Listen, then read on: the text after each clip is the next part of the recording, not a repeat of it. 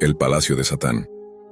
Yo me burlé de ese nombre la primera vez que lo vi parpadear en la esquina inferior de la pantalla, en un recuadro rojo como si alguien hubiese decidido subrayar el infierno con un marcador fluorescente. No era nuevo en esto. Llevo media vida oliendo el óxido de los viejos gabinetes, adivinando el voltaje por el zumbido de las fuentes y arrancando secretos de servidores que juraban ser impenetrables. Esa noche no buscaba nada prohibido, solo piezas raras, controladores perdidos, alguna tarjeta vieja para rescatar un equipo que me habían traído con la promesa de, si lo revives, te pago el doble. Abrí las ventanas de siempre, pasé por foros que conozco de memoria, y de pronto apareció ese enlace corto, sin título, apenas un código y el aviso. Acceso restringido, solo invitados. No recordaba haber recibido ninguna invitación, pero el recuadro rojo insistía. Detrás del rojo la curiosidad, esa mosca que nunca deja de zumbar en la oreja del hacker. Hice clic. El navegador cambió de latido. La pantalla se volvió negra un segundo, luego 2, y entonces apareció una interfaz mínima, casi elegante, como un teatro esperando que levanten el telón. Un contador regresivo vibraba en el centro, 00112. Debajo un chat que se movía a una velocidad indecente, llenándose de peticiones en varios idiomas, frases cortas, emojis, apuestas. El nombre de la sala tenía ese humor negro de quien cree que nada lo toca. El Palacio de Satán. No era la primera vez que entraba en algo con pretensiones teatrales. En la Deep Web abundan los escenarios y los dioses de utilería. A veces son solo fanfarronadas, pizarras con ruido. Pero el contador no se detuvo. A los 40 segundos una cámara se encendió sin transición, como si un párpado invisible se abriera. El plano era frío, correcto, calculado.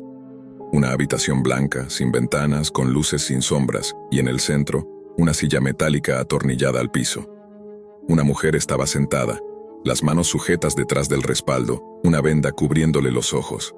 Respiraba rápido, los hombros se alzaban y caían como si cada inhalación fuese un esfuerzo contra algo que no veíamos. No voy a decir su edad, ni su color de cabello, ni nada que la convierta en un dato. Eso fue lo primero que aprendí esa noche. Quitarle a alguien sus rasgos es la forma más baja de borrar la culpa. El chat se incendió. Nombres sin rostro pedían espectáculo, impulsando una subasta de crueldad envuelta en bromas. Quise cerrar la pestaña, lo juro.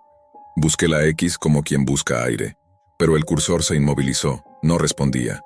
Presioné Alt y F4 ESC, combinaciones que a mí no me fallan, nada.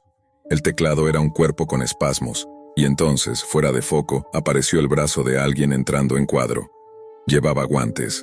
Un tatuaje asomaba por el borde de la manga, un dragón enroscado, las escamas dibujadas con una precisión obsesiva, la mandíbula abierta como si devorara el pulso de quien lo llevaba. Sentí una punzada absurda de reconocimiento. Ese estilo, ese trazo, lo había visto antes en algún foro de coleccionistas de tinta o en alguna foto de bar clandestino. No pude ubicarlo. El brazo se acercó a un carril de instrumentos ordenados como herramientas de dentista. No voy a describirlos. Sé lo que vi, pero no voy a regalar esa imagen. La mujer tensó el cuello cuando el guante tocó su hombro. Y entonces llegó la primera línea del chat que recuerdo nítida, clavada como un alfiler. Empieza lento, que aprenda. No pude mirar. No por heroísmo, no por compasión. Fue puro instinto. Apreté los dientes, desvié la vista hacia el borde de la pantalla buscando el proceso que bloqueaba todo. Abrí la consola en un gesto automático, y ahí estaba. Un script anclado al navegador como una sanguijuela, sobreponiendo atajos, capturando eventos, encerrándome en su teatro. Empecé a escribir comandos para desarmarlo.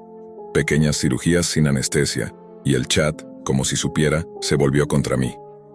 «Tenemos a un técnico», escribió alguien con risas dibujadas. «No te vayas, veterano». La palabra me golpeó más que el tono. Veterano, ¿quién demonios sabía eso de mí? No uso ese alias desde hace años. De reojo vi que la mujer apretaba la mandíbula. El hombre del dragón caminó detrás de ella y dejó que la cámara lo captara apenas, lo suficiente para confirmarme que no era un fantasma. La línea del tatuaje subía y bajaba con la respiración, como una serpiente trepando y bajando un árbol. «Reportar esto será tu sentencia de muerte». El mensaje privado llegó como un latigazo. No venía de un bot. El idioma, el ritmo, la calma eran demasiado humanos. Sentí una rabia ciega. No era la primera vez que me amenazaban. En mi oficio los cobardes ladran desde pantallas ajenas. Respondí con lo que siempre había respondido. No me asusta alguien que se esconde detrás de una máscara. El indicador de escritura se encendió de inmediato. No me escondo, te miro. Y entonces la cámara, esa cámara que nunca se movía, obedeció a una orden silenciosa y hizo un zoom digital mínimo, suficiente para que el marco negro de la venda se recortara con nitidez, suficiente para que el tatuaje del dragón quedara en el centro, como una firma estampada. Hubo un zumbido en los altavoces, un ruido de estática, y otra vez el privado. Si cierras la ventana, cerrarás los ojos, y ya sabes lo que ocurre cuando uno cierra los ojos en un lugar como este. No sé cuánto duró, el tiempo se vuelve gelatina cuando el miedo entra en la habitación. Lo siguiente que recuerdo es haber cortado la conexión desde el router. Un acto físico, desesperado, desconectando cables como si fueran víboras. La pantalla no reaccionó al principio, luego, por fin, se puso negra. Me quedé mirando mi reflejo en ese negro, un hombre con ojeras profundas, barba crecida, sudor en la frente, y esa mirada que no me veía a mí sino lo que acababa de huir. Fui a la cocina, abrí el grifo, me lavé las manos como si tuviera tierra invisible pegada a la piel. Cuando regresé, el monitor seguía a oscuras. Apagué todo. Puse el portátil dentro del microondas. Habrá quien se ría, yo no. Y me senté en el suelo, de espaldas a la pared, escuchando el silencio de mi departamento como si fuese una música nueva. Dormí a ratos, saltando de imágenes que no quería recordar a una vigilia tensa. A la mañana siguiente encontré en mi bandeja de entrada un correo sin remitente reconocible, asunto vacío. Abrí por inercia. Una sola línea. ¿Dormiste bien, veterano? No había adjuntos, ni enlaces visibles. Cerré el correo, vacié la carpeta, desconecté de nuevo la red.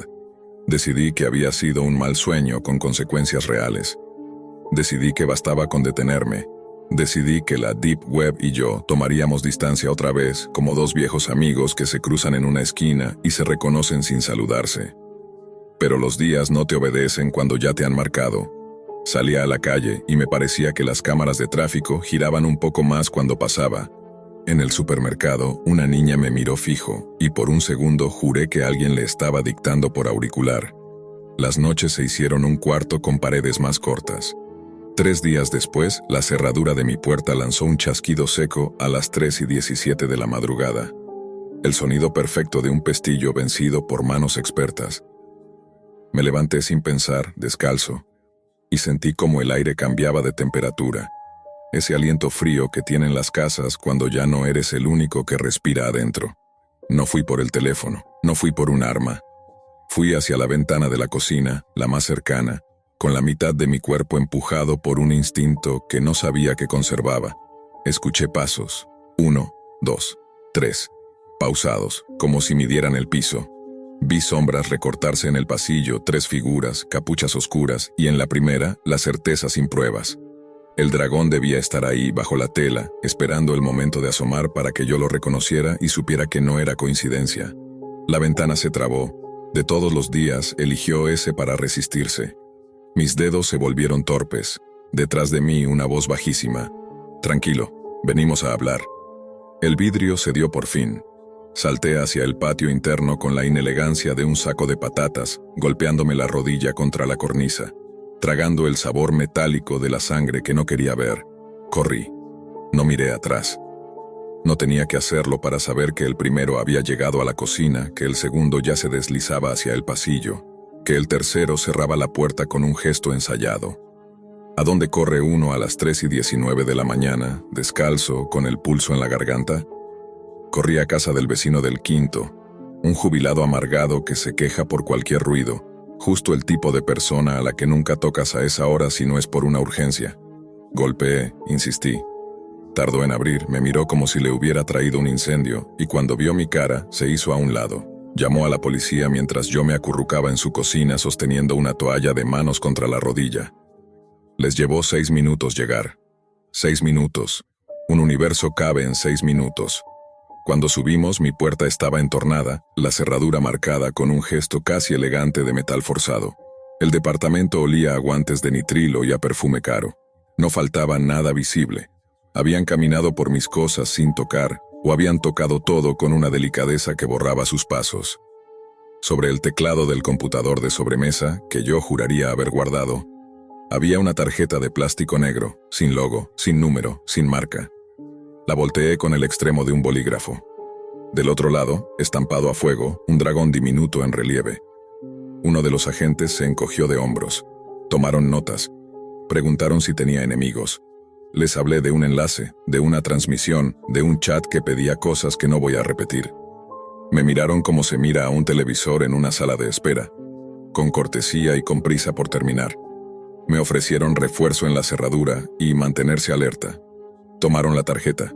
Se fueron. Empaqué lo que pude en una mochila y me fui a un hotel con nombre anodino a 20 minutos.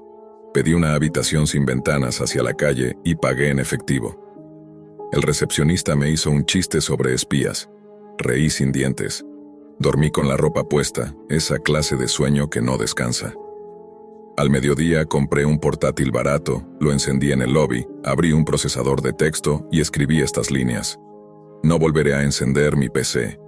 Las dejé como primer archivo en el escritorio, un recordatorio, un tatuaje inverso. Podría decir que lo cumplí desde entonces, que mi vida se volvió analógica, que aprendí a escuchar de nuevo el silencio de los pasillos sin pensar en paquetes de datos. Pero mentiría. La tecnología es un reflejo. Intenta quedarse contigo como tú con ella. Lo que sí hice fue desaparecer de los lugares por donde solía andar. Borré aliases, quemé correos, cambié de números como quien cambia de pieles. Y aún así, cada tanto, cuando estoy convencido de que todo fue un mal sueño con actores muy reales, aparece un eco. Hace 2 semanas, por ejemplo, me llegó un sobre sin remitente. Adentro, una foto Polaroid de una habitación blanca, un plano frío, correcto, calculado. En el centro, la silla metálica atornillada al piso, vacía. Sobre el respaldo, una venda negra perfectamente doblada. Y en el borde inferior de la fotografía, a mano, con letra clara, una frase. La función no se suspende por el miedo del público. La rompí en pedacitos con las uñas hasta que las yemas me ardieron. Esa misma noche, el teléfono del hotel sonó a las 4 de la mañana. Contesté con la garganta seca. Nadie habló. Hasta que un susurro, tan cerca que parecía venir de la almohada, dijo: «Veterano». Colgué. Me senté en el borde de la cama. Estuve así, quieto, escuchando el zumbido de la electricidad en las paredes, hasta que entró la primera luz por la rendija de la cortina. He contado esta historia de varias formas, a varias personas, con más o menos detalles, con más o menos vergüenza. Hay quien piensa que exagero, que convierto un episodio de acoso digital en leyenda urbana. Hay quien me dice: no mires ese tipo de cosas, problema resuelto, como si la culpa fuese curiosidad y no la existencia misma de esos escenarios. Yo digo lo que viví, que hay lugares en la red que son teatros y que los teatros por definición necesitan público, que hay manos con tatuajes que no tiemblan cuando ejecutan lo que otros piden entre risas, que hay scripts que te encierran como un anzuelo, y que hay puertas que se abren en tu casa cuando crees que la vida es solo lo que cabe en tu monitor. El Palacio de Satán no es un sitio. No es una URL que puedas bloquear ni una palabra que puedas filtrar. Es una habitación con luces sin sombras donde te convencen de que mirar no te convierte en responsable. Y esa es la mentira más peligrosa. A veces me sorprendo volviendo mentalmente a ese primer clic, a ese cuadro rojo que me llamó como un faro invertido. Me pregunto si otra versión de mí se habría detenido. Y siempre llego al mismo lugar. Yo entré porque pensé que podía salir cuando quisiera. El palacio no tenía rejas visibles. Sus barrotes eran decisiones pequeñas, marcos, scripts, mensajes privados, detalles en un tatuaje. Me dejaron escapar porque quise creer que huía. Y, sin embargo, cada tanto, cuando enciendo algo, un televisor en el bar, el cajero automático, la cerradura electrónica de la habitación, siento la misma mirada al otro lado, paciente, casi tierna. No vuelvas, me digo, no vuelvas. Y en esa repetición hay una plegaria torpe, sin dirección. Porque aprendí que la Deep Web, esa ciudad subterránea de espejos rotos, no es un territorio virtual. Respira, camina, entra por la puerta si la abres con el clic equivocado. Lo supe cuando vi el dragón primero en una pantalla y luego lo imaginé bajo una capucha a 3 pasos de mi cocina. Lo supe cuando una amenaza dejó de ser texto y se convirtió en un pestillo cediendo. Lo supe cuando comprendí que no es el infierno lo que te traga. Eres tú quien, por un instante, decide asomarse demasiado. Y si me preguntas por qué no vuelvo a encender mi PC, no te diré por miedo. Te diré por respeto. Porque hay templos que uno no profana 2 veces sin pagar un precio. Porque en el palacio de Satán el público siempre es parte del elenco, aunque crea que está a salvo en la última fila. Porque esa noche, mientras yo intentaba cerrar una ventana, alguien del otro lado abrió la mía. Y desde entonces, cada vez que la brisa se cuela bajo la puerta, yo escucho el eco de un chat que no se calla y una voz que me nombra como si me conociera desde antes de escribir mi primer comando. Veterano, la función continúa. Yo no aplaudo. Yo no miro. Yo por fin apago. Y aún así, en la oscuridad, la sala sigue llena. La primera vez que vi al hombre del sombrero de copa fue en una pestaña que nadie sabía explicar. Éramos 5 en la habitación de Mario, con la persiana a medias y cajas de pizza frías. Entre foros extraños apareció un icono rojo con una cuenta atrás. Tomás dijo que sería una broma. Lucía, que no. Yo me quedé mirando el reloj como si cada segundo nos empujara a un precipicio. Llegó a 0, se abrió la transmisión. Una sala desnuda, azulejos viejos, 2 cadenas. A cada extremo una mujer, una mayor, de respiración pesada. Otra joven, vendada. El sonido era tan limpio que parecía falso. No había eco, ni calle, ni vida fuera. Entonces apareció él. Traje negro, capa, guantes, máscara sin rasgos y un sombrero de copa que parecía flotar. No saludó. Caminó despacio, como si cada paso estuviera ensayado. «Pueden llamarme Hawkins», dijo con una voz filtrada, metálica y grave. La ventana del chat se llenó de mensajes como una tormenta. Pedían. Hawkins mostró una mesa con herramientas de jardín y de taller, relucientes, ordenadas. No las describiré. No hace falta. Se acercó a la mujer mayor y le preguntó el nombre con cortesía. Ella respondió como quien entrega una moneda por obligación. La joven vendada se tensó. En el chat aplaudían. Hawkins trabajaba sin brusquedades, casi con paciencia de artesano. Los detalles importaban, el ritmo importaba, la audiencia importaba. Y nosotros, idiotas, seguíamos mirando.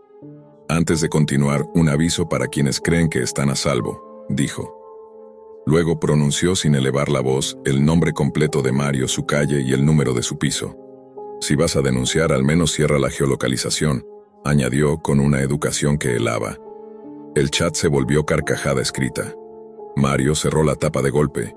Quedamos a oscuras. Nadie habló. Borramos el historial, desconectamos el router, desenchufamos el módem, como si la electricidad fuera culpa nuestra. Las semanas siguientes tuvieron un fondo de ruido. Tapamos webcams, cambiamos contraseñas, caminamos mirando escaparates. Mario se volvió monosílabos. Una madrugada, su chat se apagó para siempre. Por la mañana su portal estaba rodeado de cinta y sus vecinos hablaban bajo. A su familia la encontraron muerta. A él nadie lo volvió a ver. La policía habló de intrusión silenciosa. Nosotros no dijimos la palabra que teníamos en la lengua. Entonces empezó el zumbido. Un tono grave, constante, imposible de localizar. La nevera, la caldera, el televisor, la red eléctrica, lo culpé todo. Mi padre dijo que estaban arreglando la línea y sonrió con esa calma que siempre había tenido para resolver lo que se rompe. Empezó a pasar más tiempo en el sótano. Barnizar una mesa, ordenar tornillos, dijo. Por la rendija de la puerta salía olor a disolvente. Yo dejé de dormir bien. Los días tenían la luz sucia de las pantallas vistas a deshoras. Una noche bajé. La puerta no estaba con llave. Las paredes del cuarto estaban cubiertas de paneles grises que tragaban el sonido. En el centro, una mesa con consola, monitores, cámara en brazo articulado y focos regulables. No era un taller, era un estudio. En un perchero, un abrigo oscuro. Encima, un sombrero de copa. Sentí una ola de calor en la nuca. Cerca de la consola, una máscara blanca y una memoria USB sin marca. Abrí un sobre. Dentro había fotos de nuestra casa y del portal de Mario. Mapas del barrio con flechas y horas, y en una esquina, mi ventana encerrada en tinta. Mi padre habló desde la escalera con su voz normal, la que yo conocía. «No deberías estar aquí», dijo, no enojado, sino cansado. Bajó, apagó la luz principal, encendió una tira de LEDs. Todo quedó suave, falso. «Es un estudio», explicó. «Todo el mundo se graba, todo el mundo mira. ¿Por qué habría de ser distinto lo que prefieren no ver?» Yo levanté una fotografía. «¿Qué has hecho?», pregunté con un hilo que apenas era voz. Él suspiró. «La gente pide, hijo, el mundo paga a quien concede peticiones. Yo no inventé el hambre, solo aprendí a servirla sin mancharme». Entonces comprendí que Hawkins no era un desconocido, era una función, un papel, una voz, y que el cuarto de mi casa estaba hecho para que esa voz no se escapara. «No voy a ser parte», dije. No fue heroísmo, fue pura defensa. Mi padre me miró con tristeza. «No te pido ayuda, te pido silencio. Si sales por esa puerta y olvidas, nadie tendrá que aplaudir nada esta noche», dijo y giró un botón. El zumbido cambió de color. En mi móvil entró un mensaje sin remitente, un enlace con un contador más corto que el primero. Subí sin correr. Cerré la puerta con cuidado. Mi madre preparaba una infusión sin saber que la casa tenía dos mundos. Esa noche hubo sirenas en la calle y un humo extraño en la cocina sin fuego. Los informes hablaron de fallos improbables. Yo asentí a todo. Vino el entierro, me fui del barrio, cambié de número, de ciudad, de firma, aprendí a no mirar cámaras de tráfico, cambié rutas cada día. El zumbido me acompañó un tiempo y después empezó a aparecer solo de noche, como una canción que el cerebro canta sin querer. Te escribo desde un piso sin vistas a ninguna parte. Cuando cae la tarde, corro las cortinas, no por miedo a que miren, sino a que aplaudan. A veces sueño con el chat cayendo como lluvia, con el sombrero esperando su turno, con mi padre probándose una voz que lo deja irreconocible. Otras veces pienso que todo ardió aquella noche y que ya nada podrá volver a empezar. Entonces el timbre suena a deshora y en el rellano aparece un paquete sin remitente con un sobre dentro y una única frase impresa. «Gracias por permanecer en la sala». No lo abro. Lo dejo donde está hasta que otro vecino lo confunde con publicidad y lo tira. Vuelvo a mi mesa, escucho si regresa el zumbido y me repito que estoy a salvo porque las luces están apagadas. Y sin embargo, basta un clic en una pantalla cualquiera para sentir que todo vuelve a empezar. El contador, el chat, el silencio perfecto. Entonces cierro los ojos y me veo a mí mismo con el ala del sombrero rozándome la frente. Enciendo la televisión para fabricar ruido. Subo el volumen, pongo un noticiero, dejo que hablen otros. No abro, apago, no lo mires. No lo enciendas, no lo mires, no lo enciendas, no lo mires, no lo encienda. Hay decisiones que, aunque parezcan pequeñas, tienen el poder de desatar una tormenta. Para Daniel todo empezó con una ruptura.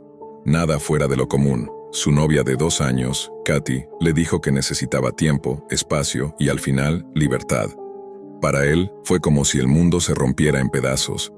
No solo por el amor perdido, sino por la humillación silenciosa que venía detrás. Ella se veía bien, salía con amigas, sonreía en redes sociales. Él, en cambio, se hundía en su habitación, revisando fotos antiguas, leyendo conversaciones, reviviendo cada te amo como una daga en el estómago. En medio de ese duelo absurdo, Daniel comenzó a deambular por foros extraños. Algunos eran comunidades de consuelo, otros, simples refugios de odio y venganza. Fue en uno de esos caminos turbios donde encontró un hilo con el título, The Naughty List. No tenía más que una descripción críptica. Envía el nombre, rostro y pecado del traidor. Santa se encargará de lo demás. A Daniel le pareció una broma estúpida, una sátira oscura del típico Revenge Post. Sin embargo, el foro estaba lleno de testimonios. Usuarios anónimos aseguraban que, tras subir la información de alguien, esa persona recibía su merecido. Algunos hablaban de scratches, doxeo, acoso digital. Otros simplemente decían, cumplido, no list. Movido por la rabia y esa adicción enfermiza a sentir que aún tenía poder sobre su ex, Daniel subió 3 fotos privadas de Katy, 2 de ellas íntimas, junto con su nombre completo, dirección, redes sociales y una frase, jugó conmigo. Me dejó por otro. Ella es la traviesa. Hizo clic en enviar sin pensar demasiado, como quien lanza una botella al mar esperando nunca volver a verla. Un mensaje apareció en la pantalla, en fondo negro con letras rojas. Solicitud recibida, siéntate y espera la Navidad. Pasaron 4 días. Daniel olvidó el foro, incluso empezó a arrepentirse. La culpa comenzó a asomar cuando uno de sus amigos le dijo que Katy había desactivado sus redes. ¿Has sabido algo de ella?, preguntaron. Él fingió sorpresa. No desde hace semanas. Pero algo dentro de él empezó a inquietarse. La noche del 6º día recibió un mensaje desde una cuenta anónima. ¿Te sientes mejor? Porque ella ya no. Abrió el chat y vio una imagen difusa. Parecía un saco de yute sucio tirado en un suelo lleno de polvo. Sobre el saco, escrito con pintura negra, decía: No list, Katy. No supo si gritar, borrar el chat o fingir que nunca lo vio. Optó por cerrar la laptop. No durmió. Al día siguiente la noticia explotó en el vecindario. La madre de Katy publicó una alerta. Su hija había desaparecido tras salir a correr. No contestaba el móvil. No había cámaras que registraran su regreso. Daniel tragó saliva. Quiso hablar, decir algo, pero ¿cómo explicar lo que había hecho? ¿Cómo justificar una página de la Deep Web en la que le pedías a un supuesto santa que castigara a tu exnovia? Era ridículo. Era enfermizo. 2 días más tarde, el cuerpo de Katy fue encontrado en una fábrica abandonada, a las afueras de la ciudad. Estaba dentro de un saco viejo, atado con cuerda de alambre, con la misma inscripción: No list. Katy, deberías haberte portado bien. Tenía signos de golpes, pero ninguna causa de muerte concreta. Los forenses dijeron que parecía haber muerto de miedo. Literalmente. La policía investigó, pero no encontró huellas, ni rastros, ni motivos aparentes. El caso se convirtió en una de esas desapariciones sin sentido, marcadas por lo macabro y el silencio. Nadie sospechó de Daniel. Nadie sabía del foro. Él, en cambio, se derrumbaba lentamente. Cada noche, abría su laptop, buscaba la maldita página. Pero ya no estaba. The Naughty List había desaparecido como si nunca hubiera existido. No quedaban rastros en el historial. Ni capturas, ni enlaces, ni usuarios. Solo había una cosa nueva, un paquete en su buzón, sin remitente. Dentro, una pequeña caja de madera con forma de regalo, envuelta en cinta roja. Al abrirla, encontró una tarjeta navideña que decía: Feliz Navidad, Daniel. A veces, la venganza sí tiene consecuencias. S. Debajo, un mechón de cabello castaño claro. Desde entonces, Daniel no es el mismo. No habla con nadie, no estudia, no trabaja, no sale. Ha intentado borrarse del mapa, pero, en lo profundo de su mente, sabe que hay algo más allá. Una fuerza que vio su pedido y lo convirtió en realidad. Un santa siniestro que no da regalos, sino castigos. Y cada año, en diciembre, alguien nuevo aparece en su puerta. A veces una carta, otras una foto, incluso un muñeco con el rostro de Katy. No sabe si es castigo o recordatorio, pero ya no importa. Vive con el peso de haber asesinado a la única persona que amó. No con sus manos, sino con algo peor, con su odio. Porque en la Deep Web los deseos también se cumplen, pero siempre con un precio. Había pasado años en los rincones más oscuros de la red. Para muchos, la Deep Web era un mito, un lugar donde solo se vendían drogas y se intercambiaban foros extraños. Pero para los que sabían buscar, para los que podían atravesar capas de cifrado, proxies y cortafuegos, existía algo mucho peor. Él lo sabía. Era hacker, experto, veterano de incontables noches frente a la pantalla, navegando entre dominios imposibles de rastrear y códigos que parecían diseñados para devorar a cualquiera que no entendiera el lenguaje oculto del caos digital. Una madrugada, entre líneas de código y cifrados imposibles, recibió un reto en uno de los foros más cerrados de la red. El mensaje era breve, casi burlón. Atrévete a llegar al final de este laberinto. Si logras descifrarlo, verás lo que muy pocos han visto y aún menos han vivido para contarlo. Intrigado, aceptó. El desafío consistía en atravesar una serie de muros encriptados, cadenas de seguridad virtual que parecían construidas no solo para impedir el acceso, sino también para advertir: aquí no deberías estar. Horas después, al descifrar la última capa, encontró un enlace extraño, compuesto solo por 4 letras, WTTMH. Dudó en abrirlo, pero la curiosidad pudo más. El clic fue como un disparo en su propio destino. La pantalla cambió de inmediato, mostrándole un sitio con una estética grotesca. Luces de neón rojo, fondo oscuro y un título que se repetía como un eco. Bienvenido a la casa de los monos. El lugar simulaba un carnaval macabro, un circo virtual donde las risas eran sustituidas por gritos y el espectáculo no era entretenimiento, sino horror. En la parte central de la pantalla apareció el anfitrión, un hombre delgado, de postura elegante, con un sombrero de copa y una máscara de porcelana blanca que ocultaba todo su rostro. Su voz, distorsionada digitalmente, se presentó con teatralidad. Damas y caballeros, soy Hans Twilight, y esta noche, como todas las noches, les traigo un nuevo espectáculo en nuestra sagrada casa de los monos. A su alrededor, jaulas de hierro y escenarios improvisados se desplegaban como si fueran carpas de circo. Pero en lugar de acróbatas o payasos, lo que había eran personas encadenadas, vestidas con trajes extraños y máscaras de animales. Los gritos eran reales, no actuados. Y lo más perturbador era que, en la parte inferior de la pantalla, aparecía un chat en vivo donde decenas, tal vez cientos de usuarios, escribían frenéticamente, enviando emojis, frases y sobre todo votando. Votando como debía morir cada víctima. El hacker observaba incrédulo. De pronto, la cámara enfocó a un hombre con máscara de elefante. Estaba atado a una mesa metálica mientras dos sujetos vestidos de monos con overoles de circo lo sujetaban. Hans Twilight levantó los brazos y gritó: «Que el público decida el destino de nuestro querido elefante». En segundos las opciones aparecieron: desangrado, quemado o cerrado vivo. El hacker sintió náuseas al ver cómo el chat se inclinaba brutalmente hacia la última opción. Un asistente trajo una sierra eléctrica. El sonido del motor encendido se mezcló con los gritos desesperados del hombre hasta que las cámaras captaron cada segundo de la tortura. Apenas pudo apartar la mirada cuando el escenario cambió. Ahora, una mujer desnuda y temblorosa estaba sentada en una bañera llena de agua sucia.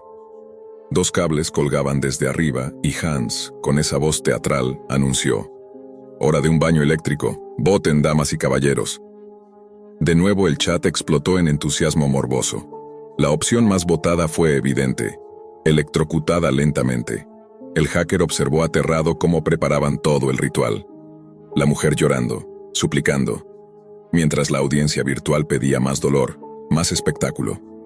El chasquido de los cables rozando el agua lo persiguió incluso después de cerrar los ojos. Su instinto le gritaba que saliera de allí. Rápidamente intentó rastrear el código del streaming, romper los scripts, encontrar alguna salida que le permitiera escapar sin ser detectado. Pero al segundo intento, la pantalla se congeló. Luego apareció un mensaje en letras blancas sobre fondo negro. «Sabemos que no estás en Turquía, has jugado muy bien, pero pronto sabremos quién eres realmente». El corazón se le detuvo. Era imposible.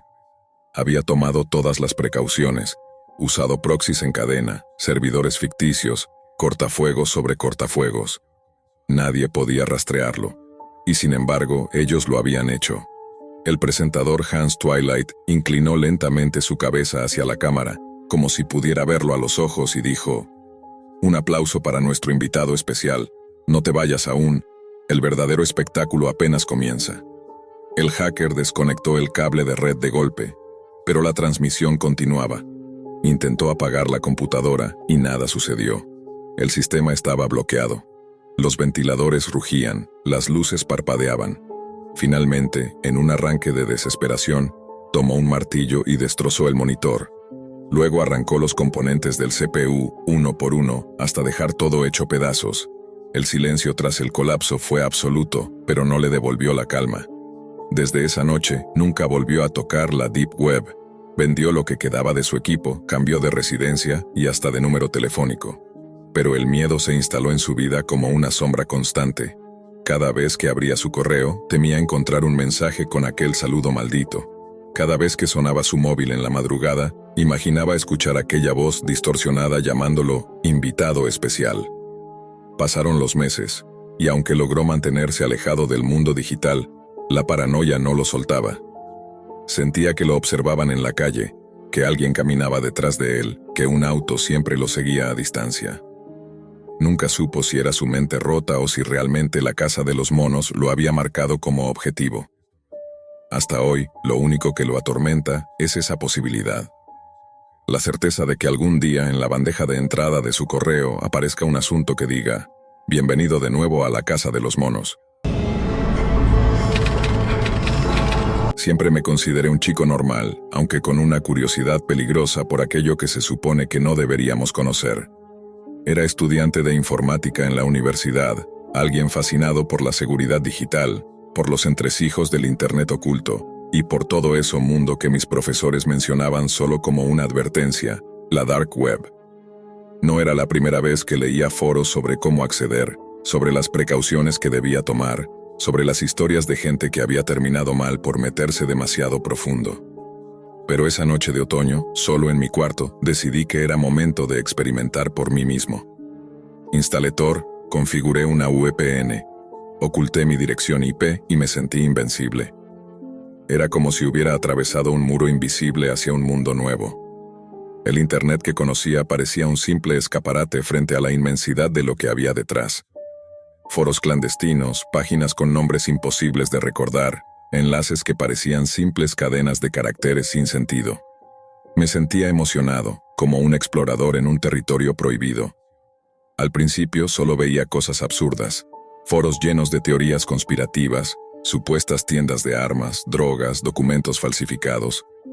Nada de eso me interesaba realmente, yo solo buscaba la adrenalina de lo desconocido.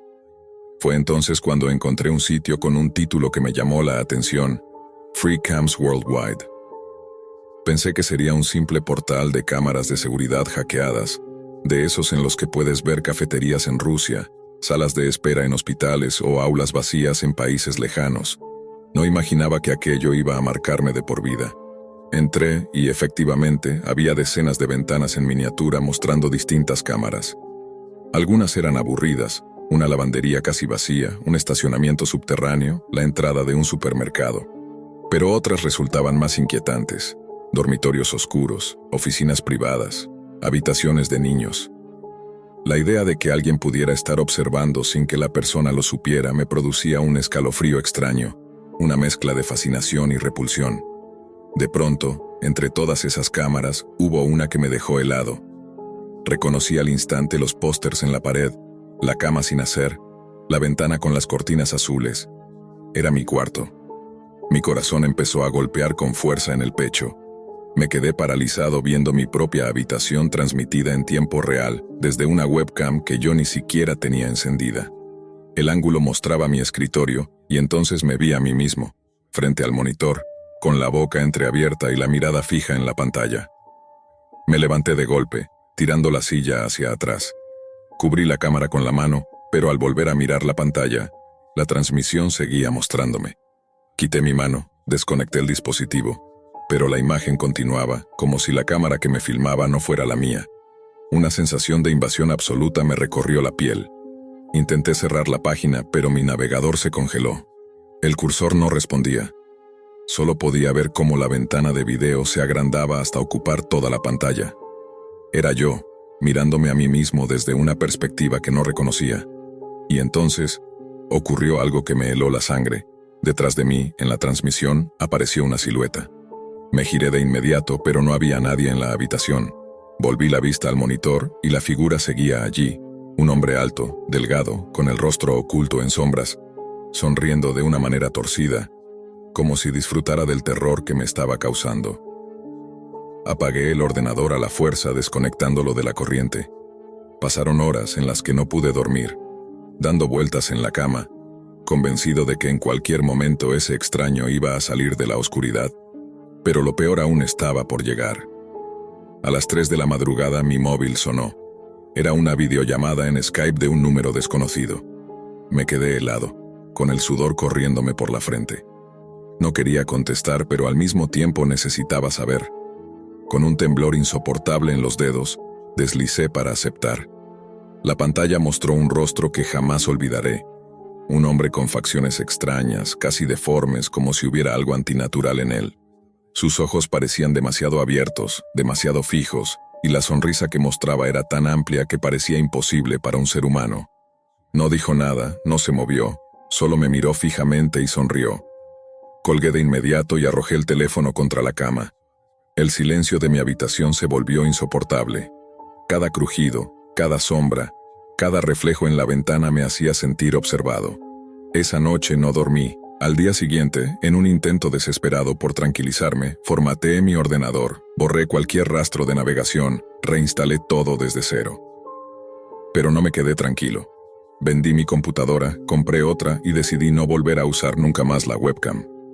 Cubrí cada dispositivo con cinta adhesiva negra, incluso el del móvil. Con el paso de los días, intenté convencerme de que todo había sido una alucinación causada por el cansancio y la sugestión. Pero entonces comenzaron a llegar los detalles que confirmaban mis peores miedos. Un correo electrónico sin remitente apareció en mi bandeja de entrada. Bonita habitación, deberías limpiar debajo de la cama. Me temblaron las manos. Miré debajo de la cama y encontré una hoja de papel doblada en 4. La abrí lentamente. Estaba en blanco, salvo por una frase escrita con tinta roja. Siempre estás en línea. A partir de ahí, mi vida se convirtió en una pesadilla. Cada vez que encendía un dispositivo, sentía que alguien estaba del otro lado. Escuchaba ruidos en la casa cuando estaba solo. Veía mi reflejo en los espejos con un leve desfase, como si no se moviera exactamente al mismo tiempo que yo.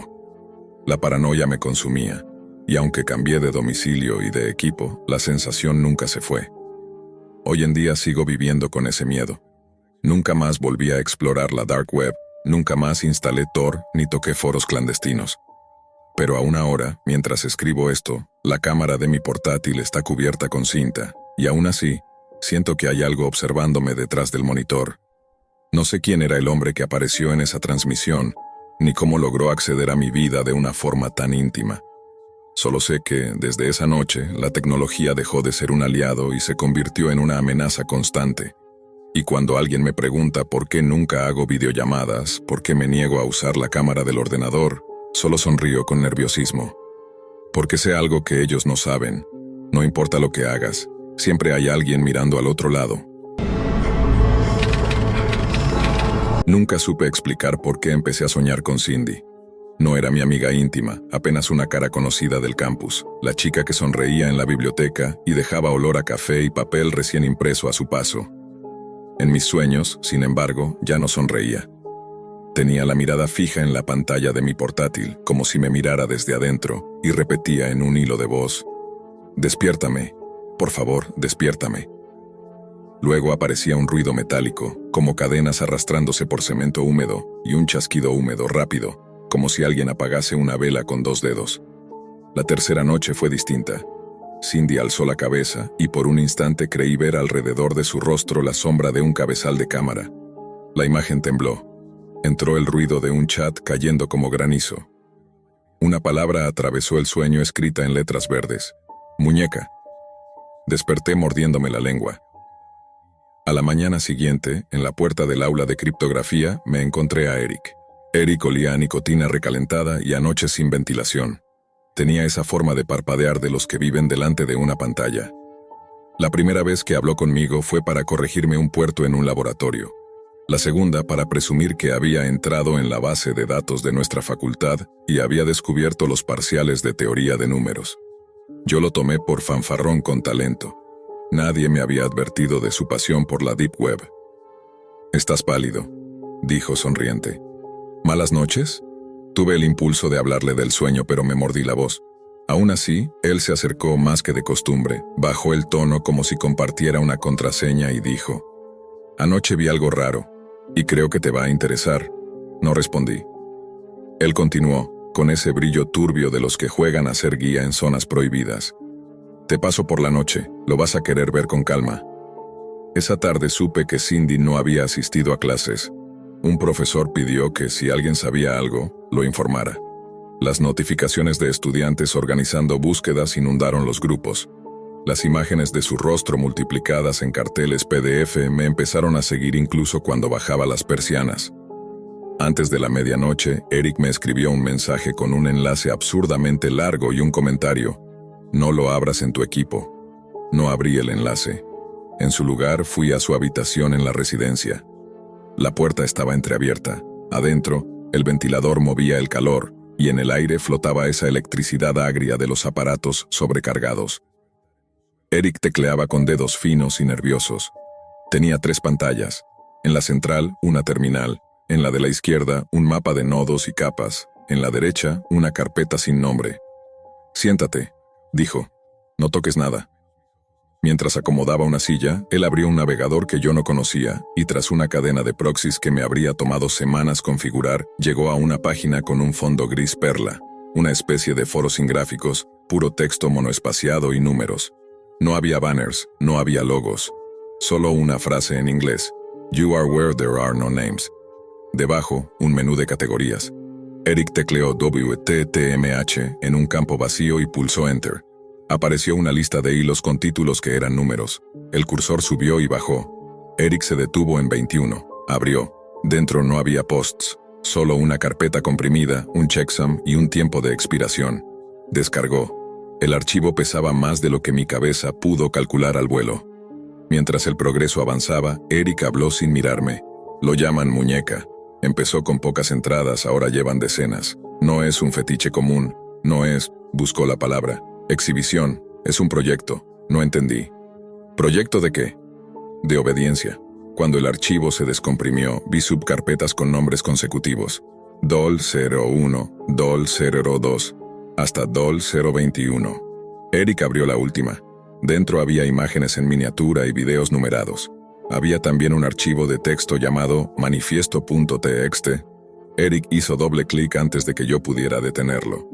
El cuerpo humano tarda cierto número de días en olvidar los gestos y se le priva de los instrumentos del gesto. Una muñeca no se resiste, porque no tiene con qué. Se la enseña a hablar sin moverse, a mirar sin pedir. Se la enseña a existir como un objeto que entiende órdenes. El premio es que le permitimos ser. Sentí que la lengua me sabía a metal. Eric cerró el texto y abrió el primer video. La imagen era granulada, monocroma. Una habitación sin ventanas, con paredes desnudas. El encuadre mostraba un colchón plastificado y un trípode sin cámara. Un ruido de fondo, constante, como un compresor viejo. Corto a negro. Apareció una mujer sentada con cabello desordenado. Por un segundo creí que era Cindy. Pero la mujer tenía un lunar alto en la ceja. En el borde del plano, una mano enguantada colocó algo junto a la cama, un cuenco con agua y una pajita. El segundo video era el mismo cuarto, igual encuadre, igual compresor. La mujer, ahora con la mirada perdida, repetía palabras como si alguien se las dictara a través de un auricular. «Soy buena, soy obediente, no soy persona». La frase se clavó en mis dientes, apreté los puños. «No sigas», dije. «Ya está, basta». Eric no me miró. Abrió el tercero. La voz de la mujer temblaba. «Mis manos están dormidas, mis manos están lejos». Eric pausó justo cuando el borde del plano se movió y se adivinó una sombra de cabeza. Yo ya había visto esa silueta. Una máscara de cerdo, el hocico proyectando una sombra ovalada sobre el pecho de la mujer. «Es un personaje», murmuró. «O varios. Tiran del mismo hilo maestro. Se llaman el porquero». Mis uñas se enterraron en la madera del respaldo. El cuarto tenía olor a plástico caliente y a ese miedo que humedece la nuca. Quise levantarme, pero entonces Eric abrió una imagen fija. La mujer del video estaba ahora fotografiada desde arriba. El ángulo era clínico, casi médico. La sábana parecía limpia. Lo que no estaba eran sus brazos. No pude procesarlo. La piel en los hombros era lisa, vendada, y debajo del vendaje la forma del cuerpo terminaba en planos. El mundo se me encogió al tamaño de esa fotografía. «¿Ves por qué es un proyecto?», dijo Eric en voz baja. «La van puliendo hasta que solo queda obediencia. Cada muñeca tiene un número, un guión de frases, un progreso medido. Y esto», abrió otro archivo, «son sus métricas. Días desde la captura, porcentaje de cooperación, tiempo sin llorar». Pensé en Cindy, en su risa breve cuando alguien tropezaba en el pasillo, en la forma en que sostenía el termo, en el sueño, en la palabra muñeca en letras verdes. Pedí agua, no recordaba cómo tragar. Eric me pasó una botella abierta sin apartar los ojos de la pantalla. «Falta lo peor», dijo. Quise salir. Mi cuerpo no se levantó. Eric abrió el video 021-04.mp4. La cámara estaba fija, con el mismo encuadre. Esta vez, frente a la mujer, o lo que yo debía seguir llamando mujer, se plantó alguien con máscara de cerdo, traje de faena, manos enguantadas. Su voz estaba distorsionada. Le pidió que repitiera una frase. Ella la repitió. Le pidió otra. La repitió. Cuando ella dudó, la sombra subió y bajó, y la pantalla tembló con el golpe. No vi el instrumento. Escuché el chasquido húmedo.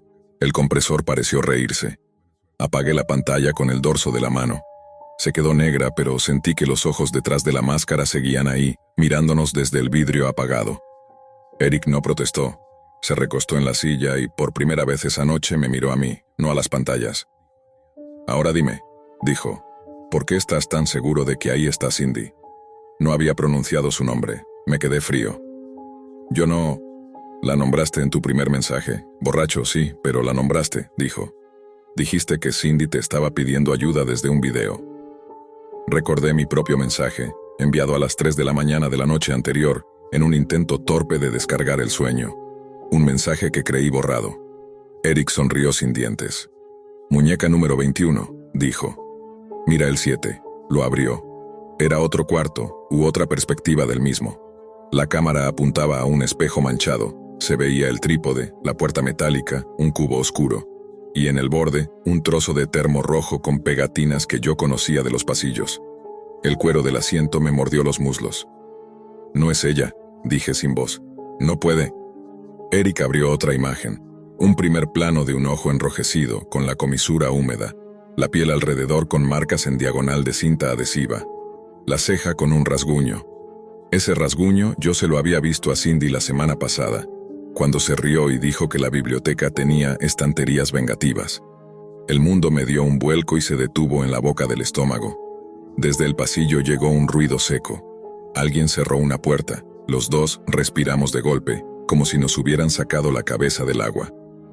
Eric cerró todas las ventanas con una velocidad quirúrgica, limpió registros, desconectó, y solo entonces volvió a hablar. «No podemos ir a la policía», dijo. «No por ahora. Ni siquiera sabemos qué nodo estamos mirando. Es un carrusel de espejos. Para cuando lleguen a uno, los demás se habrán encendido y apagado 10 veces. Lo odié por su frialdad, lo odié por su calma, lo odié sobre todo por seguir abriendo carpetas. Porque cuando lo hizo encontré otra llamada sueño.log.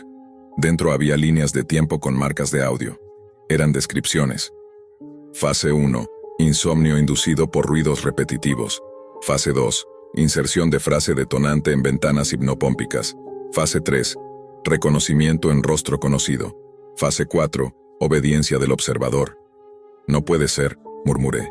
«Eso es un manual», dijo Eric. «Están ensayando no solo con ellas, con nosotros, con los que miramos, con los que soñamos lo que ellos deciden». Mi espalda empezó a sudar. Entonces, ahí, la carpeta sueño.log seguía abierta, parpadeando como un corazón artificial en la pantalla. Cada línea parecía estar escrita no para las víctimas, sino para mí. Como si yo fuera parte de ese experimento. Como si alguien hubiese estado sembrando esas imágenes en mi subconsciente mucho antes de que abriéramos los archivos. Eric me observaba con esa mezcla de curiosidad y frialdad de quien contempla una rata de laboratorio atrapada en una caja. Yo quería pensar que él también estaba perturbado, que sus manos temblaban, pero no. Se mantenía firme, implacable, como si hubiera esperado ese momento desde el principio. «¿Entiendes ahora?», preguntó. «No es un simple juego. Ellos están conectados a nuestros sueños, a los tuyos. Y si sueñas con Cindy, es porque ella ya está aquí adentro». No respondí. Mi garganta estaba cerrada. Él abrió otro archivo, un video más reciente. 021final.mp4. El título ya me heló la sangre. La pantalla mostró la misma habitación, pero esta vez estaba vacía. El compresor sonaba más fuerte, como si respirara. Y entonces apareció ella, Cindy. Sus ojos, apagados, su cuerpo, mutilado. En la esquina inferior había un contador en rojo, DOL 021, Completion, 98%. Me quedé paralizado. No había duda. Era Cindy. Mi mente gritaba que me levantara, que arrancara los cables, que destruyera la pantalla, pero mis músculos estaban bloqueados. La escuché repetir frases con la voz rota, monótona. «Soy obediente, soy muñeca, ya no soy yo». El hombre de la máscara de cerdo entró en cuadro. En sus manos había algo que parecía un bisturí de cirujano, brillante bajo la luz amarillenta. Caminó alrededor de Cindy, como si mostrara su obra maestra. Se acercó al micrófono y habló con esa voz distorsionada. «Faltas tú». El mundo entero se me vino encima. Era imposible. Pero lo había dicho mirando a la cámara, mirando a mí. De pronto la pantalla se dividió en dos. A la izquierda seguía la transmisión de Cindy, a la derecha otra cámara en directo. Tardé un segundo en comprender. Era el cuarto de Eric, el mismo ventilador, las mismas 3 pantallas, y yo, sentado allí, mirando. Me levanté de golpe, tirando la silla. La respiración me ardía en los pulmones. Eric, en lugar de asustarse, sonrió con calma. «Ya lo sabías», murmuró. «Siempre lo supiste». Quise salir corriendo, pero cuando agarré la manilla de la puerta, noté que estaba cerrada desde afuera. Giré y vi a Eric de pie, bloqueando mi paso con una tranquilidad que me enloquecía. «No es que yo los haya encontrado», dijo. «Ellos me encontraron a mí. Yo solo soy el mediador, el enlace, el puente». Mi visión se nubló. «¿Qué hiciste con Cindy?», grité. «Dime qué le hiciste». Eric ladeó la cabeza como un animal curioso. «Yo no la toqué. Eso fue obra del porquero. Pero alguien tenía que grabar, alguien tenía que subir los archivos. Alguien tenía que traer a los demás. A ti». El silencio pesó como plomo. Yo empecé a golpear la puerta, desesperado. Sentí mis nudillos abrirse. La madera no cedía. El ventilador giraba, lento, inútil, soplando el calor del infierno. Entonces lo escuché. Un pitido en mis auriculares olvidados sobre la mesa. Automáticamente los puse, sin pensar. Y ahí estaba otra vez la voz de Cindy, como en mis sueños. Pero esta vez clara, directa. «Despiértame, por favor, despiértame». El video en la pantalla mostró cómo la figura del cerdo inclinaba el bisturí hacia ella.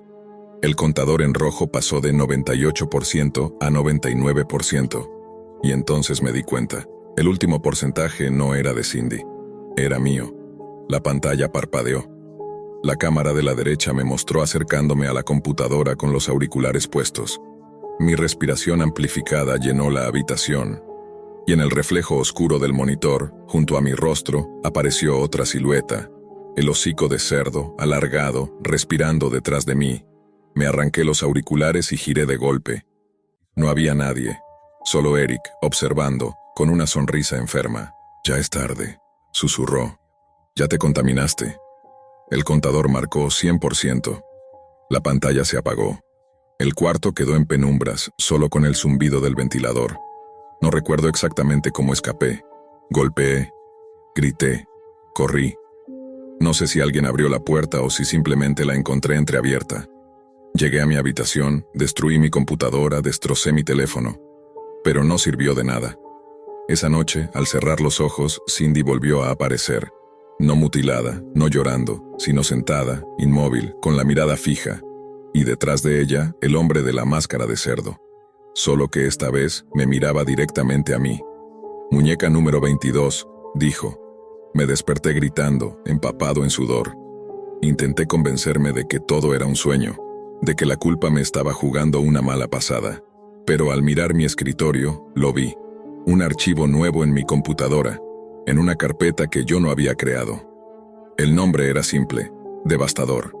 Doll022.mp4. Lo abrí temblando. Y lo que vi me heló para siempre. Era yo, dormido, grabado desde el rincón de mi propia habitación. El porquero había cumplido su palabra. Cindy estaba perdida, y ahora yo era el siguiente juguete en su colección de horrores. Desde entonces no duermo más de 1 hora seguida. He sellado la cámara de todos mis dispositivos, pero sé que no sirve, porque cada vez que cierro los ojos, la voz de Cindy vuelve. «Despiértame, por favor, despiértame». Y yo ya no sé si cuando lo hago, sigo estando en mi mundo, o en el suyo.